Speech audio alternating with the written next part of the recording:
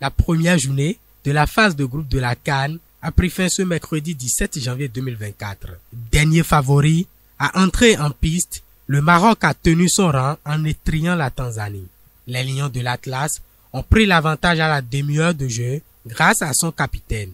À la suite d'un coup franc bien exécuté par Ziyech et repoussé dans l'axe par le gardien tanzanien, Romain Saïs conclut à bout portant dans le but vide.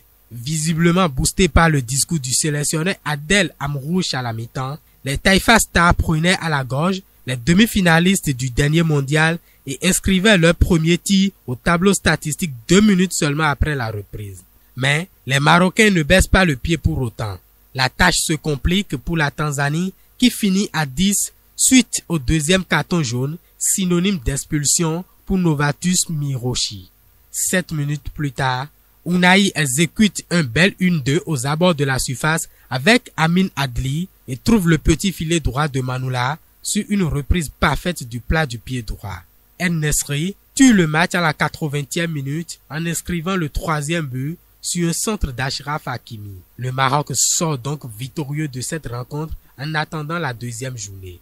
Dans l'autre rencontre, malgré les meilleures occasions en sa faveur, la République démocratique du Congo a dû se contenter du match nul contre la Zambie. Les Léopards dominaient les débats, mais étaient douchés par l'ouverture du score zambienne contre le coup du jeu à la 23e minute. Sur une touche concédée par le gardien Lionel Mpassi et qui s'était rapidement joué par un coéquipier, King Kangwa tentait un lob qui a terminé sa course dans les filets. Les hommes de Sébastien Desabrés réagissent sur le champ par Yohan Wissa, auteur du but égalisateur, 3 minutes plus tard. Trouvé à droite dans la profondeur sur une passe lobée, Cédric Bakambu centre en retrait pour l'ailier de Brentford qui n'avait plus qu'à conclure dans le but vide.